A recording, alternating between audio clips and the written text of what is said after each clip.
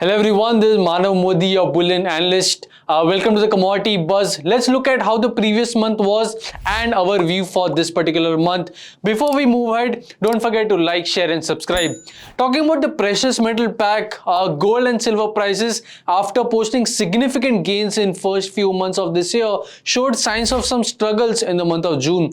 Economic data points from US were slightly mixed. US CPI, retail sales, consumer confidence were weak, whereas PMI, IIP were a bit better than expectations. US Central Bank was in action. Fed policy meetings, comments from policymakers were in the limelight. Fed in the meeting kept the interest rate unchanged, but the comments from governor were a bit hawkish. GDP and unemployment projections were flat, but inflation projections were raised by 0.2%. Most importantly, the dot plot showed only one rate cut in 2024, down from three signaled in the month of March. Since the meet, Fed officials have been preparing the market for a delay in rate cut for the September meeting. Dollar index and US yields are also holding the ground post the Fed meeting. Geopolitical tensions have been providing some jerks to the market. We could continue to see consolidation in a broad range for both gold and silver prices. For crude, it has posted gains of 5% in the month of June. OPEC Plus decided to extend the majority of its deep oil output cuts until 2025. They will gradually phase out the cuts of 2.2 million barrels per day over the course of a year from October 24 onwards till September 25. In contrast, IEA expects demand to grow by 1.1 million barrels per day in 2024. On demand side, optimism grew along the onset of hurricane season in the US.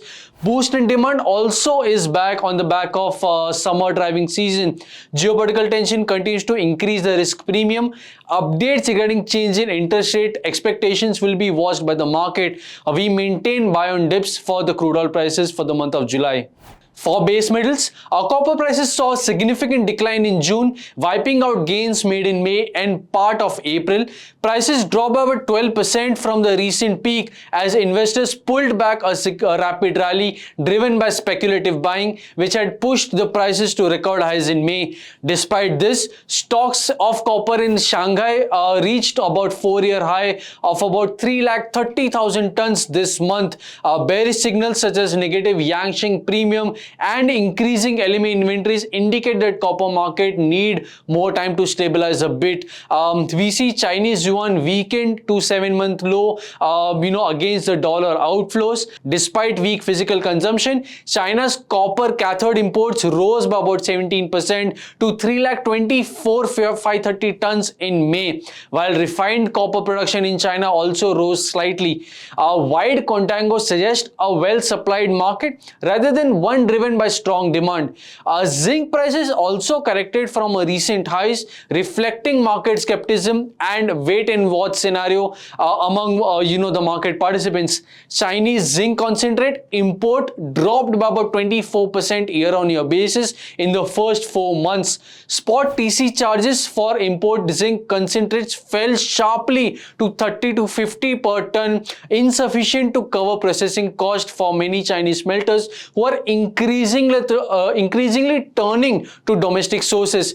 Globally, zinc mine production has declined consecutively with 2% drop in 2022, followed by another 1% in 2023 and 3% YOY basis decline.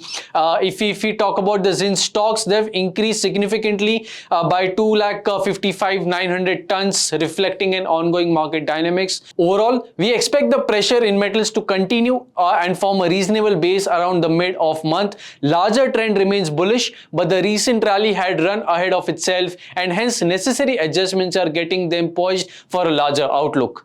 Investment in securities market are subject to market risks. Read all the related documents carefully before investing.